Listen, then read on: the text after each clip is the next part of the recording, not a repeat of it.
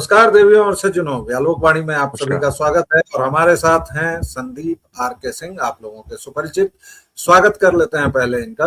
बहुत बहुत स्वागत है आपका संदीप भाई। व्यालोक सर, आपको भी नमस्कार, सारे दर्शकों को नमस्कार, प्रणाम। दर्शकों श्रोताओं, आज एक विशेष विषय पर गंभीर चर्चा करेंगे। कल भारतीय जनता पार्टी का 47वां स्थापना दिवस था। जो पहले जनसंघ थी, फिर जनता पार्टी के समय डबल मेंबरशिप को लेके दिक्कत शुरू हुई, और उसके बाद जब चुनाव आयोग के पास बात पहुंची तो जनता पार्टी पर चूंकि जनसंघियों ने दावा किया था कि मूल जनता पार्टी हमारी है, तो उसमें भारतीय जोड़कर और कमल देकर निशान इन लोगों को चुनाव आयोग ने संतुष्ट किया। उसके बाद जनता पार्टी के जितने खेमे और तुर्के हुए, उसको युवा क्षत्रिय चंद्रशेखर चूंकि उस पर दावा कर रहे थे। हाँ, मैं युवा तुर्क नहीं कहूंगा, और अगर युवा तुर्क बहुत गर्व से कहने की बात है तो युवा क्षत्रिय तो भाई 56 क्या 128 इंच की छाती से कहने की बात है। बहरहाल हमारा विषय वो नहीं है। हमारा विषय है कि क्या दीनदयाल और मुखर्जी साहब की नीतियों से भाजपा भटक गई है। लगातार 3 बार सत्ता में रहने के बाद हाल फिलहाल के दिनों में मोदी जीवा की जितनी कठोर आलोचना हो रही है, जिस तरह से उनको खुले ले किया जा रहा है, वह हमने सोशल मीडिया या मीडिया में भी कभी नहीं देखा था। यह दीगर बात है कि अब भी उनकी रेटिंग विश्व में सबसे लोकप्रिय नेता में है, रेटिंग उसमें। और अगर सोशल मीडिया की बात करें, अगर वायवीय दुनिया की बात करें, तो वहां भी वह नंबर 1 पर है। उनसे आगे शायद केवल वो क्या नाम है क्रिकेटर का, भाई साहब आप मुझे बताइएगा जरा, वो विराट कोहली। शायद केवल विराट कोहली ही उनसे आगे इंस्टाग्राम पर है। अस्तु, आज मैं लाया हूं 5 आरोप प्रधान सेवक या प्रधानमंत्री, जो खुद को प्रधान सेवक कहते हैं, नरेंद्र मोदी के खिलाफ। और डेविल्स एडवोकेट हैं भाई संदीप आर के सिंह जी। कृपया डेविल्स एडवोकेट ना कहें सर जी। ओके, नहीं कहेंगे। मैं थोड़ा सा, क्योंकि जिसके वकील आप हमको बना रहे हैं या हम बनने का प्रयास करेंगे या उत्तर देने का प्रयास करेंगे, वह डेविल तो कतई नहीं है। तो नहीं, लेकिन डेविल्स एडवोकेट मैंने सब मुझे गाली मुलायम सुनाई है। अखिलेश लालू की अगर तरफदारी करनी पड़ती तो मैं अपने आप यहाँ लिखवा लेता डेविल्स एडवोकेट, पर मैंने नॉट वो विद दिस मुहावरा वन जी। इसलिए लिया सैंडी ब्रो, जी, क्योंकि एक हाँ फिल्म वो जो मुहावरा है डेविल्स जी। एडवोकेट है, उसमें चूंकि गलत परिस्थितियों में फंसा नायक एक तरफ से खलनायक प्रतीत होता रहता है, और उसकी वकालत जो करता है उसको डेविल्स एडवोकेट, मैंने उस अंश में लिया था। खैर सर जी, आगे प्रधान सेवक पर रहेंगे और उनके बारे में बताएंगे, फिर अंत में हम लोग निष्कर्ष में निकलेंगे। 5 आरोप, 3-3 मिनट के जवाब, या थोड़ा सा बढ़ भी सकता है। पहला आरोप, हिंदू एक हो रहा था, हिंदू राष्ट्र की ओर हम लोग बढ़ रहे थे, तो इनको जरूरत क्या थी यूजीसी जैसा कानून लाने की, जो हिंदुओं को बांटे, खास तौर से स्वर्णों को, जिसे हम लोग आम भाषा में सामान्य वर्ग या जनरल कास्ट कहते हैं। मैं इन सब शब्दों से बहुत तेज ना इत्तेफाकी रखता हूँ। बहरहाल इसकी क्या जरूरत थी। और जब SC/ST एक्ट को सुप्रीम कोर्ट ने थोड़ा ढीला किया था, तो बाकायदा अध्यादेश लाकर उस बहुमत का अपमान क्यों करना था, क्योंकि कुछ लफंगे सड़कों पर उतर गए थे। इस आरोप पर क्या कहना है सर? सबसे पहले तो SC/ST एक्ट वाला मैटर मैं आपको बताऊं क्या था। 2018 की ये बात थी। MP में या महाराष्ट्र में एक सरकारी अधिकारी ने, मतलब जिनकी पोजीशन कम थी, उन्होंने अपने सीनियर अधिकारियों पर आरोप डाला था। जिन पर आरोप डाला उसकी शिकायत वह किसी और पर लेकर गए थे, और जिन भाई साहब ने मना किया कि नहीं ठीक है, आपकी जो जांच है जांच कर ली जाएगी, पर जो आप चाह रहे हैं कि इनको निलंबित कर दिया जाए या कर दिया जाए वो कर दिया जाए, वह नहीं हो पाएगा। उन्होंने फिर ये SC/ST एक्ट का प्रोविजन उन पर भी डाला था। सरकारी अधिकारियों के आपस के खींचतान का मैटर था ये। यह मैटर पहुंचा सुप्रीम कोर्ट। सुप्रीम कोर्ट ने सिर्फ एक बात कही थी कि सरकारी अधिकारी की गिरफ्तारी नहीं होगी SC/ST एक्ट में, अगर इस प्रकार से कोई सरकारी अधिकारी उन पर या कोई और भी उन पर ये आक्षेप डालता है। मैटर बहुत छोटा था, लेकिन हम और आप जानते हैं कि किस प्रकार जुडिशरी के निर्णयों के माध्यम से चर्चा करवाकर या उसको आउट ऑफ द मतलब blowing out of the proportion करके बांग्लादेश में, नेपाल में और श्रीलंका में, कई जगह, ब्राजील में कई जगह सड़क पर जनता लाई गई, आग लगाया गया, रेजिम चेंज कराया गया। जुडिशरी कितनी कॉम्प्रोमाइज है मैं आपसे बेहतर तो नहीं जानता हूँ, ठीक है। कब उनसे क्या करवाया जाता है। मणिपुर में भी आग एक हाईकोर्ट के ऑर्डर के माध्यम से ही लगवाई गई थी, ठीक है। कमिंग बैक टू दिस, सरकार आए हुए 2014 4 साल हुए थे, और कांग्रेस ने तत्काल जैसे ही सुप्रीम कोर्ट ने यह हल्का सा, सिर्फ सरकारी अधिकारियों के लिए था सर, आम जनता के लिए नहीं था वह कानून, लेकिन कांग्रेस ने तत्काल प्रभाव से यह कार्यक्रम चालू कर दिया कि सरकार के द्वारा दिए गए कवच कुंडल दलितों के वापस ले लिए गए। अब आप सोचिए 2024 में एक छोटी सी अफवाह चली थी, संविधान, लोग इग्नोर कर रहे थे कि यार ये कौन सा मुद्दा हुआ कि संविधान खतरे में। क्या हुआ, तो उस बार क्या हुआ कि सरकार तत्काल आई थी और अपना विस्तार कर रही थी भाजपा। अमित शाह जी जैसा आदमी जो है, जिन्होंने भारत में भाजपा को इतना बड़ा मैंडेट दिलवाने में बहुत अहम भूमिका अपनाई, वह सरकार के पार्ट नहीं थे, वो अपना संगठन सुधारने गए थे, संगठन बेहतर करने गए थे। भाजपा अपना विस्तार कर रही थी, उनके सामने आगे कुआं पीछे खाई, उन्होंने कहा चलो एक ही तरफ चलते हैं, ठीक है। और 2019 में उन्होंने, मतलब 2018 में फिर इसका यह भी हुआ था कि मध्य प्रदेश और उस तरफ जो है चुनाव हारे थे ये लोग। कांग्रेस का अपना गेम था भाई, जुडिशरी में उनके सिस्टम थे, उन्होंने उसमें कुचक्र में फंसाया, 3 स्टेट हारे, पर किसी प्रकार से 2019 उन्होंने जीत लिया। सत्ता की निरंतरता बहुत आवश्यक है, हिंदूवादी इंसान सत्ता में रहना चाहिए, और उस एक्ट के माध्यम से, अब मैं एक बात बताऊं, SC/ST एक्ट को मैं कोई डिफेंड नहीं कर रहा हूं, ये एक्ट किस साल में आया था, कौन लेकर आया था, कोई मुझे बताएगा। 1979 में आया था ये, ठीक है। और उसके बाद इसका सर्वाधिक जो उपयोग हुआ या दुरुपयोग हुआ या सदुपयोग या कुछ भी हुआ, उस परिस्थिति, उस काल में ये हमारे जो मुलायम जी लोग हैं, OBC वगैरह, इन लोग जब सत्ता में आते थे, मुसलमान सपोर्टेड जितने नेता लोग सत्ता में आते थे वह करते थे दलितों पर अत्याचार। तो उनको एक सहारा देने के लिए SC/ST एक्ट लाया गया उस समय। उस परिस्थिति, उस काल की बात बता रहा हूँ जब भारत में रिसोर्सेज बहुत कम थे, लाइसेंस, कोटा, परमिट राज के माध्यम से पूरी भारत की अर्थव्यवस्था का गला दबा रखा थे, और खाली नेतागिरी या ठेका पट्टा करके ही आदमी ऊपर, या माफियागिरी करके ऊपर बढ़ सकता था जीवन में, या सरकारी नौकरी में हो जाता। कमिंग बैक टू, कि जब आप सत्ता में होते हैं तो आपके पास 100 समस्याएं होती हैं, और 100 उसके आपको यह देखना पड़ता है कि प्रायोरिटी क्या है इस समय।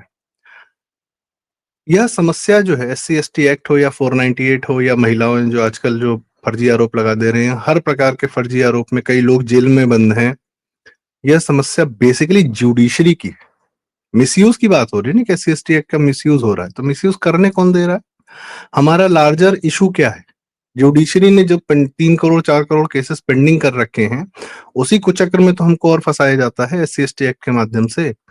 जुडिशरी ने यह तय कर रखा है कि हर गुनाहगार को जो है पूरा मौका मिलेगा, और बेगुनाह जेल में बंद रहे कोई समस्या नहीं है। जुडिशरी एक काम कर सकती है, बहुत बेसिक काम कर सकती है। जितने FIR हुए, आप सिर्फ आधार से जोड़ दो कि किसने कितने FIR किए और किस पर कितने FIR हुए। क्या हिस्ट्री शीट नहीं बनती है? यदि आधार से लिंक हो जाएगा तो एक आदमी ने कितने फर्जी केस किए या कितने केस कर रखे हैं, उसके आधार पर यह तय नहीं किया जा सकता कि कितने फर्जी हो रहे, कितने नहीं हो रहे। एक एक महिलाएं 9 आदमियों पर रेप केस का आरोप लगा रही हैं, 3 शादी कर रही हैं, 4 शादी कर रही हैं। कौन कोई है इसका ट्रैक रिकॉर्ड रखने वाला? सिर्फ ट्रैक रिकॉर्ड नहीं है समस्या। फिर मैं कहूंगा सर, सिर्फ SC/ST एक्ट या दहेज कानून, यह कानून समस्या नहीं है। कानून पालन कराने वाली जो संस्था है, उसका पूरा प्रोसेस। आप कोई भी निर्भया के कानून तो जनता की बेहद डिमांड पर आया था ना, बाद में उसी कानून में कितना मिसयूज हुआ है, बच्चियों ने क्या क्या कैसे कैसे लोगों के करियर बर्बाद किए हैं। कानून तो आप ले आएंगे एक घटना से, एक घटना बहुत विभत्स हुई, आप उसके अगेंस्ट में कानून ले आए। लोग कहते हैं जो बच्चे के बाद वाला कानून ला दो, कानून ला दो, पालन किससे कराओगे? So coming back to this SC/ST इसमें और इसमें अभी हाल फिलहाल में आरक्षण भी नेहरू जी लेकर आए थे। कोई अगर ये कहता है कि सरकार अम्बेडकर ने जो आरक्षण की बात कही थी, यूजीसी की बात करें, यूजीसी की बात करो। अच्छा, यूजीसी की सर मुझे बस एक छोटा सा बात को बता दे। 3-4 लोग गए थे केस लड़ने यूजीसी के नाम पर। 19 तारीख के बाद से सारे वीडियोस बनने क्यों बंद हो गए? जब से सुप्रीम कोर्ट ने उसमें यूजीसी का सुनवाई कर ली, उसके बाद जितने लोगों ने 2 महीना यूजीसी पर दंगा काटा, हल्ला मचाया है, वो सब 19 तारीख के बाद से शांत क्यों हैं? स्टे जब लग गया था जनवरी में, तब से लेकर 19 मार्च तक जब दूसरी सुनवाई हुई है, तब बैठ के धुरंधर पे वीडियो बना रहे थे। और उससे पहले यूजीसी यूजीसी यूजीसी। मुझे पता क्या हुआ है, सुप्रीम कोर्ट ने पूछा है इसमें समस्या क्या है, और जितने लोग लेकर केस गए थे और जितने इस पे दंगा काट रहे थे, हल्ला काट रहे थे, सिर्फ इस सवाल का अभी तक जवाब नहीं दे पाए हैं, न अपने वीडियोस पर और न ही सुप्रीम कोर्ट के सामने। 8 तारीख को गए थे। समस्या क्या है? आपकी देखिए जी, आपकी बातचीत पूरी सुन रहे हैं हम और दर्शक को सुन रहे हैं।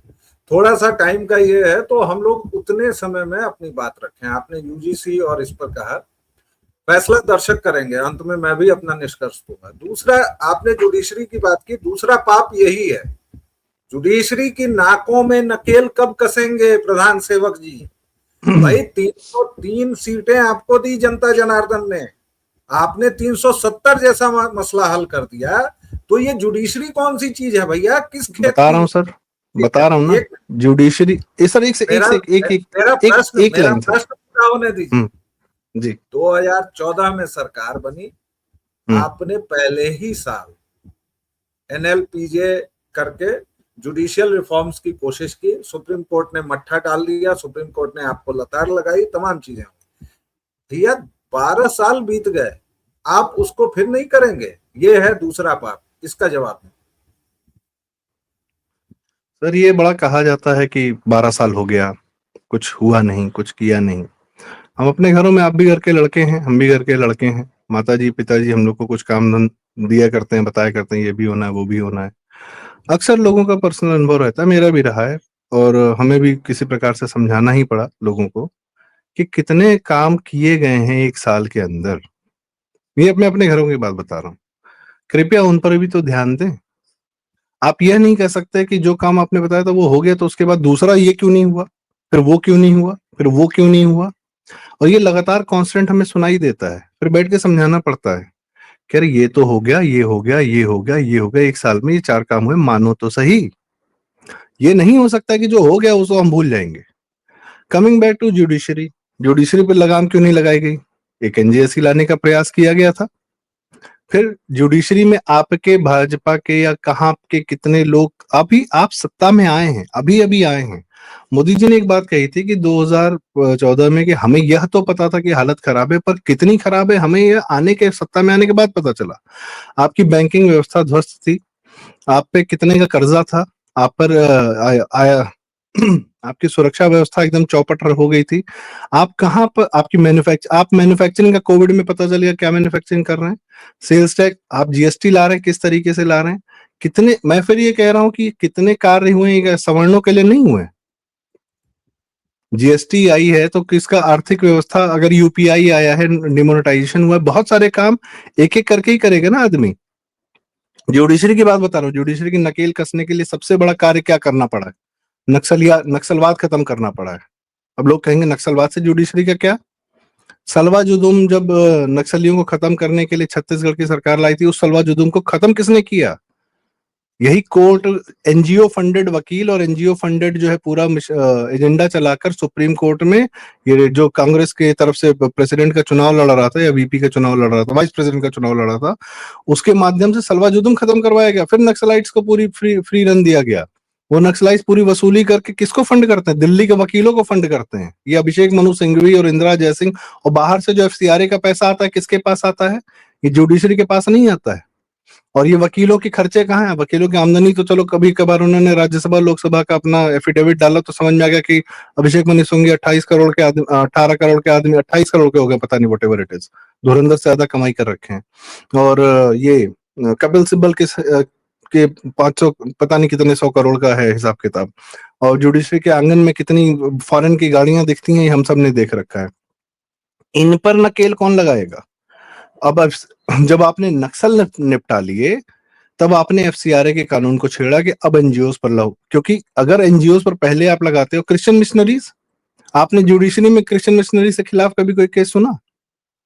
पूरी आपकी किस किस व्यवस्था में यह बैठे हुए हैं? मुसलमान से ज्यादा स्मार्ट है क्रिश्चियन, नाम हिंदू रखा हुआ है, पूरा साउथ के तो 2-3 मुख्यमंत्री क्रिश्चियन है। मुसलमान अभी तक अपना मुख्यमंत्री और प्रधानमंत्री नहीं बना पाया है, क्रिश्चियन लोग सब बनवा चुके हैं अपना। आप कितने गड्ढे में फंसे हुए हैं? जुडिशरी की नकेल अब कसी जाएगी जब उसके फाइनेंशियल सोर्सेस काटे जाएंगे, जब बाहर से आने वाले पैसे को आप काटेंगे, जब देश में अंदर नक्सलाइट्स के माध्यम से आने वाले पैसे को आप काटेंगे, तब जुडिशरी। आप अब सूर्यकांत जी आ गए हैं, 1.5 साल का कार्यकाल है, और आपके जुडिशियल रिफॉर्म पर क्या कहते हैं, ऑलरेडी कार्य हो चुका है। आपके सीजीआई साहब जो गोगोई साहब थे, वो भी आपके राज्यसभा सांसद हैं, अब उनका कार्यकाल खत्म हो रहा है, वह भी बैठ के घास थोड़ी छीले हैं, किसी दिन आ जाएंगे, कह देंगे इस तरीके का जुडिशियल रिफॉर्म हमें चाहिए। तो जिस दिन जो कार्य करना होगा उस दिन किया जाएगा। आपको पहलगाम के माध्यम से युद्ध में खींच लिया जा रहा है। आप कोविड में थे, 2021 के लोग कहते हैं बंगाल हार गए, बंगाल हार गए। आप बंगाल नहीं निपटेंगे तब तक आप देश में अंदर आने वाले इन्फिल्ट्रेशन से कैसे निपटेंगे? उसको भी जुडिशरी अभी, ये क्या बोलते हैं, ऑपरेशन सिंदूर हुआ, पता चला कितने सारे पाकिस्तानी रह रहे हैं भारत में, और उनको जो है अगर भारत सरकार डिपोर्ट कर रही है तो वो हाईकोर्ट चले जा रहे हैं। हाईकोर्ट कह रहा है नहीं, आप इनको डिपोर्ट नहीं कर सकते। राणा आयू जैसे लोगों को हाईकोर्ट कहता है 10-20 करोड़ का ही तो मामला है, आप इनको विदेश जाने दो। इस तरीके के जुडिशरी को आप कैसे साधेंगे? चलती हुई व्यवस्था को रोक के कैसे साध लेंगे आप अपनी मुसीबतों का, आप अपने लोगों को समस्या का सिम्टम दिखता है, पर मूल कहाँ है? यह जो जान रहा है वह जान रहा है। और सबसे बड़ी बात सर, इस समय जो केंद्रीय नेतृत्व है उसके पास फीडबैक जो मैकेनिज्म है वह न सिर्फ सरकारी एजेंसीज के माध्यम से है, बल्कि उनका जो एक संगठन है संघ, उसके माध्यम से एक्चुअल समाज का भी फीडबैक है। और जब आप दोनों कोलैट करते हैं ना, तब आप एक्चुअल निर्णय लेने की स्थिति में होते हैं। बड़ा आसान है कह देना कि पश्चिम बंगाल निपटा दो, जुडिशरी निपटा दो, ये निपटा दो, वो निपटा दो। जो लोग कमरों में बैठे हुए हैं, अभी आपका पूरा, हम लोग कह रहे हैं धुरंधर बहुत बड़ी हिट हो गई है, आपका पूरा बॉलीवुड और आपकी पूरी जनता अमेजोन और नेटफ्लिक्स पे शिफ्ट हो गई है। सिनेमा हॉल्स की ऐसी की तैसी हो रखी है। धुरंधर के बाद मैं भी देखता, मैं भी चाहूंगा देखूंगी कौन सी पिक्चर आ रही है, सुपर हिट हो रही है, इतना बड़ा नहीं, कम से कम थोड़ा बहुत चलती फिरती ठीक है, रहे अब सिनेमा हॉल्स आपको फंक्शन में। रोकूंगा, अब आपको रोकूंगा, हम क्योंकि गड्ढों में हैं सर, क्योंकि 5 हम गड्ढों सवाल में हैं। हैं अभी ठीक है, सर। वो गड्ढों में है अभी। हम्म। पाप और जवाब, अभी अपराध और जवाब, अभी आरोप और जवाब। आरोप ही मैं तय कर रहा हूँ दर्शकों श्रोताओं, और ये लोगों के हैं। अभी वो पाप या अपराध ऐसा कुछ नहीं है, प्रमाणित जी नहीं जी है। जी। इसलिए केवल उस पर, बाकी सारी बातें गड्ढों में हाँ है। इसमें बिल्कुल सर। मोदी सरकार ने कितना काम किया है वो मुझ बिहारी से बेहतर कोई नहीं जानता है साहब। पहले 60 किलोमीटर की दूरी 5 घंटे में तय करता था, अब 500 किलोमीटर में 8 घंटे में जाने की कुव्वत नॉर्थ रखता ईस्ट वालों से पूछिए सर। इसलिए ये सब मुद्दा ही नहीं, ये है कि 5 काम जो आपने नहीं किए उन पर क्या जवाब है, सीधी सी बात। कह बस रहा हूँ उसका, मैं एक तीसरा, चीज और कहूंगा सर, एक चीज और कहूंगा। जनता को अपनी बहुत सारी समस्याओं का पता ही नहीं था कि जनता खुद कितनी समस्याओं से ग्रसित है। यह समस्याओं पे वक्फ अमेंडमेंट जनता ने नहीं मांगा था, पर वक्फ कितना बड़ा जमीन घोटाला करके बैठा हुआ है, उस पर तो कानून लाए ना, किसी ने मांगा ठीक नहीं है, था। लेकिन वो इक्का दुक्का लोगों आपके ने। लेकिन वो आपके मुंह पर पड़ गया ना कि 13 से 25 के दौरान वक्त की संपत्ति में सबसे ज्यादा ये हुआ है, तो आपके ऊपर तो मीम बन रहे हैं कि आप ही ने साहब सबसे ज्यादा दी।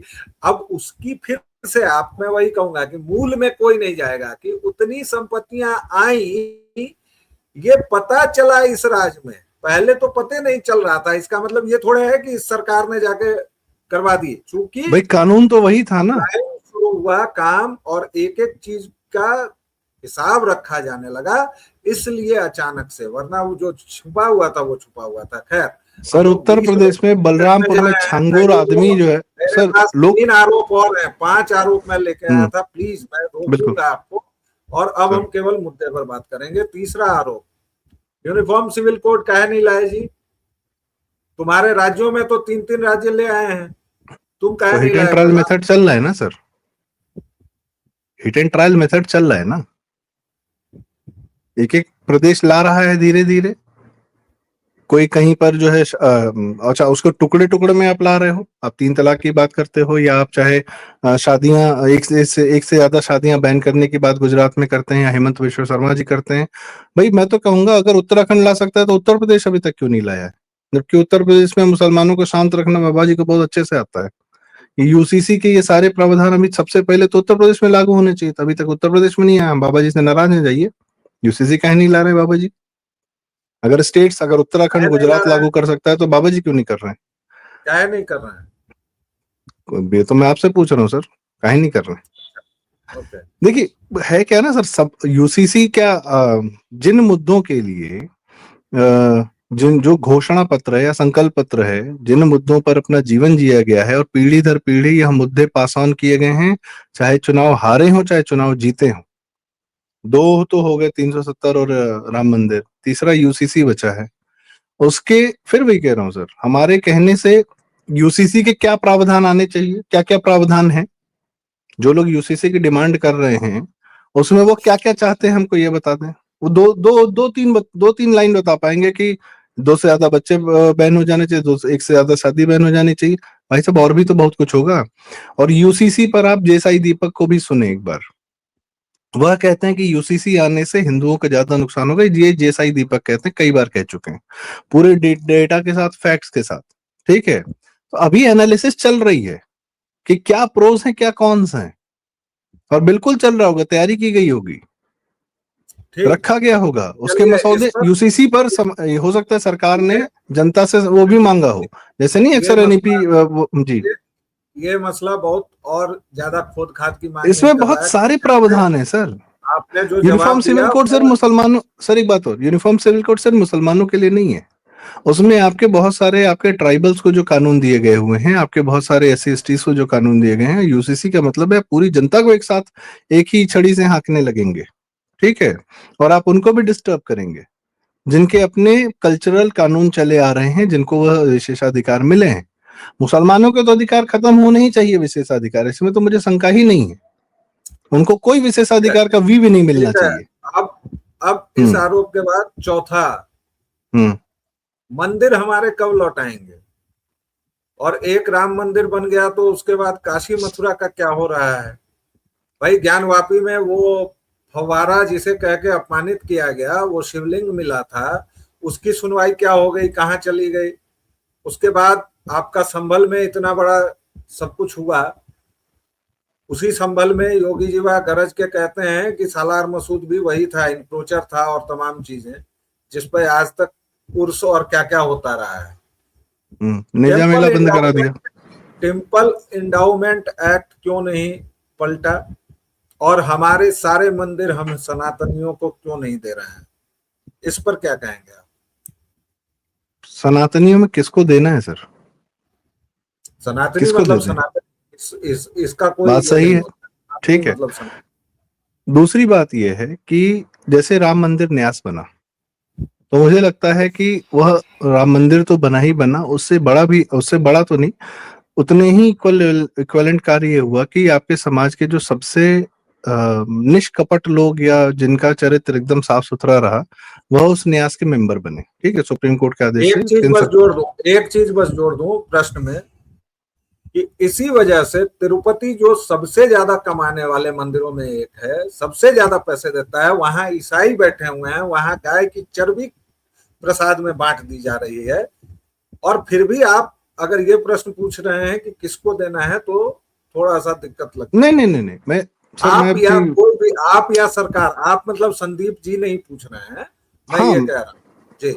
मैं कह रहा हूं कि मैं सरकार से, सरकार के हाथ में कतई न रहे हमारे मंदिरों की व्यवस्था। हिंदू और सनातनी लोग अपने मंदिर, अपनी व्यवस्थाएं हजारों साल से बहुत बेहतर तरीके से चला रहे हैं। इस्लाम का आक्रमण हुआ, अंग्रेजों का आक्रमण हुआ, वामपंथियों का आक्रमण हुआ, नेहरूइज्म का आक्रमण हुआ, सबका आक्रमण हुआ, उसके बावजूद हमारे मंदिरों ने हमारे जो अर्थव्यवस्था, जो जिसको हम सनातन इकोनॉमिक्स कहते हैं, उसने हमारे समाज को संभाले रखा। हमारे व्यापारी बनियों ने जहां भी मंदिर बन पड़ा बनाए, प्याऊ नल सब किया, शमशान घाट वगैरह जितने कर सकते थे समाज के लिए, सब किया है, तो हम कहीं बेहतर कार्य करेंगे। कम से कम अगर मदरसे और ये पूरा सिस्टम मुसलमान चला सकते हैं, उसका पूरा पैसा वो लेकर अभिषेक मनु सिंघवी की जमात इस्लामी के माध्यम से जेब भर सकते हैं और जुडिशरी को किसी भी समय बिठा सकते हैं, तो हम हमारे हाथ में अर्थव्यवस्था आएगी, तो हम कहीं बेहतर, हिंदू समाज कहीं बेहतर जिम्मेदारी से यह कार्य करता है, कर सकता है।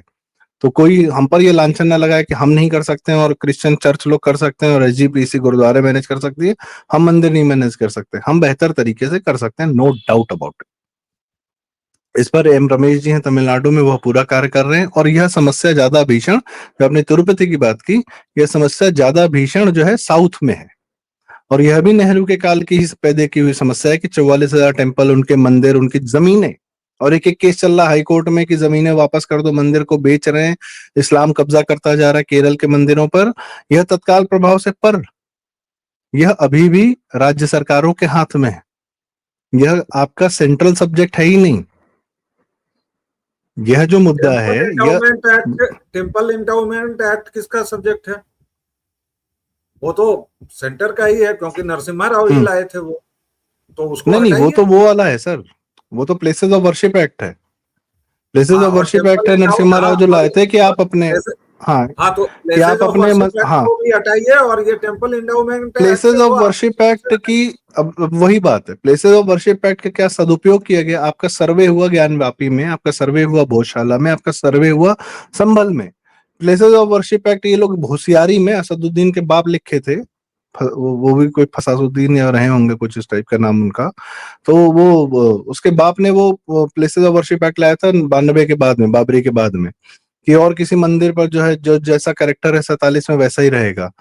तो उसका एक लूप होल निकाला जैन साहब ने, हरिशंकर जैन जी और विष्णु शंकर जैन जी ने, कि भाई चरित्र तो तब मेंटेन रखोगे ना जब पहले पता तो करो चरित्र है क्या, था क्या।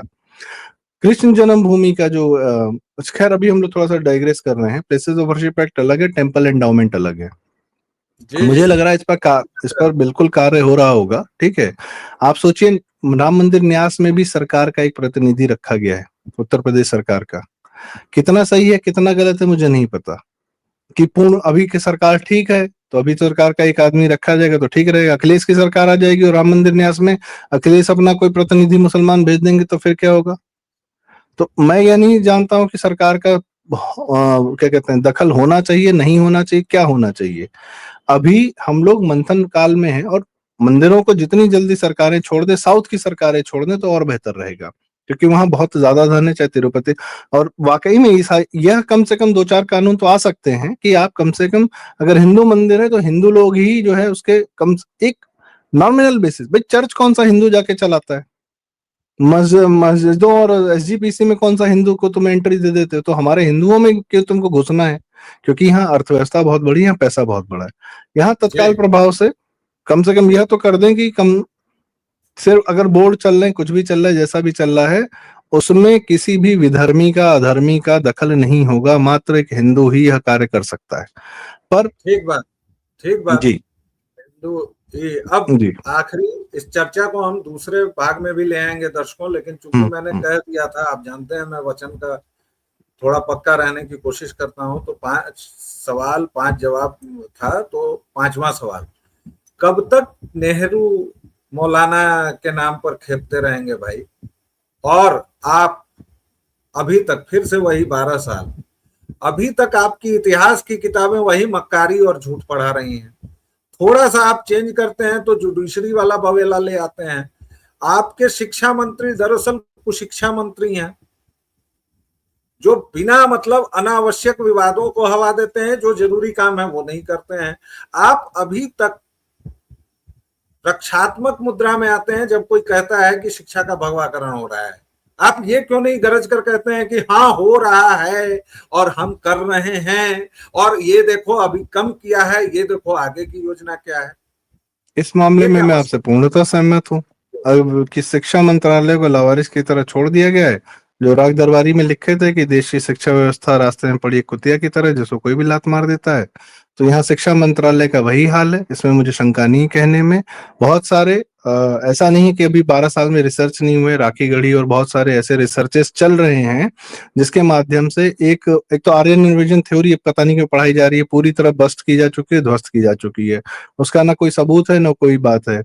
फिर एनसीईआरटी से एक दो बार आरटीआई ने लगाकर पूछा गया कि यह औरंगजेब या कुछ इस तरीके के सवाल पूछे गए, उसने कहा कि इसका कोई सबूत नहीं है, तो पढ़ा क्यों रहे हो। बहुत सारी, सबसे ज्यादा समस्या इतिहास में है। उससे बड़ी समस्या हमारी यह है कि हमारा वैदिक मैथ्स या जितनी भी बेहतर चीजें हैं जिससे हमारे स्टूडेंट्स का ज्ञान वर्धन हो सके, एक अभी नेशनल एजुकेशन पॉलिसी आई है, कितनी कारगर है, क्या कर रहे हैं। कुछ किताबों में परिवर्तन हुआ है, इसके लिए मुझे पुरानी एनसीईआरटी और नई एनसीईआरटी भी पढ़नी पड़ेगी। इस पे मैं पूर्णतः कमेंट नहीं कर सकता। हाँ, शिक्षा व्यवस्था से जो आमूलचूल परिवर्तन की आवश्यकता थी वह अभी नहीं हुआ है और वह हो जाना चाहिए था। 12 साल में एक दो चार लोग कायदे के शिक्षा मंत्रालय मंत्री होते, अपना कुछ कार्य कर रहे होते, न कार्य कर रहे होते तो मुरली मनोहर जोशी जी से थोड़ा बहुत ज्ञान ले लेते, ज्ञान अर्जन मार्गदर्शन मंडल में बैठे हैं तो मार्गदर्शन दे सकते थे और उन्होंने यह कार्य किया था। पर अब किस कारण से दूर हैं, क्या हैं, वो मुझे उसका कुछ अंदाजा नहीं है। पर शिक्षा मंत्रालय जिस प्रकार से जावड़ेकर ने मतलब विशुद्ध घटियापन से कहा था कि हमने तो एक कॉमा नहीं बदला, तो बैठे क्यों थे? क्या लुटियन के बंगले के लिए बैठे थे कि सबा नकवी के घर पे सिलेंडर मतलब पहुंचाने के लिए आप, बैठे थे? मतलब इस मुद्दे वहां पर तो कम से कम बिल्कुल जो है मैं मानूंगा कि, लेकिन मुझे लगता है कि ऐसा इतिहास अभी लिखा जा रहा है, वह कोरबोरेट किया जा रहा है कि हाँ वाकई में जो एक्चुअल इतिहासकार हैं जिन्होंने, अब क्योंकि बहुत सारी कहानियां घूम रही हैं, कहानियों में इतिहास कौन सा है, नहीं रहे। मिथ कितना पढ़ाया और कितना हमारे पास सत्य है। इस सरकार ने कुछ ऐसे काम किए हैं, जैसे इसने अकबर को लुटेरा, बाबर को आक्रमणकारी, दस्यु, ये सब बताया है। दिल्ली में कुछ जगहों के नाम भी बदले हैं। दरअसल समस्या ये है दर्शकों श्रोताओं, अब मैं माइक छीन के संदीप भाई को म्यूट कर दे रहा हूं, क्योंकि हमें अपने समय को सही समय पर इस वीडियो को समाप्त करना है। हालांकि हम लोग ज्यादा समय ले चुके हैं, लेकिन समस्याएं इतनी जटिल और इतनी गहरी हैं दर्शकों श्रोताओं कि ये सचमुच 12 वर्ष का कार्य नहीं है। आप देखिए, आप काशी मथुरा जैसे ही देखते हैं तो आप अगर गलती से खजुराहो या कोणार्क या मदीना मस्जिद तथाकथित या मौला कमाल मस्जिद तथाकथित, इन सबको देख लेंगे तो ये तमाम चीजें आपको समझ में आ जाएंगी। मंदिरों का मसला हो, शिक्षा का मसला हो, आर्यन इन्वेजन थियरी बस्ट हो चुकी है, बावजूद इसके कुछ किताबों में है, कुछ किताबों से हटाया गया है, नए लिखाड़ भी नहीं मिल रहे हैं, क्योंकि इन चीजों पर जो कब्जा है, आप दुखी होइए सुखी होइए, ये कब्जा अभी भी वामपंथ का ही है। और आपको ममता कोई कालिया को सीरियस भी ज्ञानपीठ दे दिया, कोई तुक बनता है आपको लेकिन कोई सीरियसली नहीं लेता है, इसलिए क्योंकि आपको उनसे वैलिडेशन चाहिए, आपको मतलब इस सरकार को। तो आज हमने 5 आरोप लगाए और पांचों का जवाब तलाशने की कोशिश की है। अगले वीडियो में हम ये बताएंगे कि इतने सब के बावजूद मोदी और भाजपा ही क्यों जरूरी है अगले 10-20 वर्षों एक लाइन तक। बस एक कहना चाहूंगा लोग भाई, पिछले 12 साल में कम से कम ताजमहल बहुत पीछे जा चुका है लोगों के मस्तिष्क से, और कैलाश मंदिर हो या केदारनाथ हो या बद्रीनाथ हो या हमारा राम मंदिर हो या गीता को गिफ्ट देना हो, दुनिया में किसी को भी देना हो, तो यह सब कार्य भी हमारे लिए ही हुए हैं। और हमें ही देखने को मिला कि एक कैलाश टेम्पल भी है जो अद्भुत, और उस पे सेथ रोगन और जो रोगन बात कर रहे हैं कि क्या अद्भुत कलाकृति है या आर्किटेक्चर है, या बृहदेश्वर टेम्पल, ये पिछले 12 साल में हमको पता चला है। उससे पहले हम खुद क्या सोच रहे थे, क्या कर रहे थे, किस मानसिकता में थे, जरा हमें यह भी अपने आप को पलटकर पीछे 12 साल पहले जाना पड़ेगा कि हमारी खुद की मानसिकता क्या थी और आज जो हमारी मानसिकता है वह क्या है। यही परिवर्तन है, कहीं और मत देखिए, अपने अंदर देखिए थोड़ा ये सा वीडियो जी। पहले ही बहुत लंबा हो चुका है, इसलिए आप अगर धैर्य पूर्वक इस पूरे वीडियो को सुनेंगे तो मुझे लगता है कि कई सारी ठीक ठाक बात हम लोगों ने करने की कोशिश की है। अगर आपको वो समझ में आती है, अच्छी लगती है, तो इसको आगे बढ़ाएं। व्यालोक वाणी को जिस तरह अपना स्नेह और प्रेम देते रहे हैं उसी तरह देते रहे हैं, बड़ा अच्छा लगता है। संदीप भाई, आपका बहुत बहुत धन्यवाद, आपने अपने विस्तृत शेड्यूल में से हमारे लिए तुरंत समय निकाल लिया। और दर्शकों श्रोताओं, एक छोटा सा विराम, फिर मिलेंगे, तब तक के लिए जय जय सिया राम। जय जय सिया राम।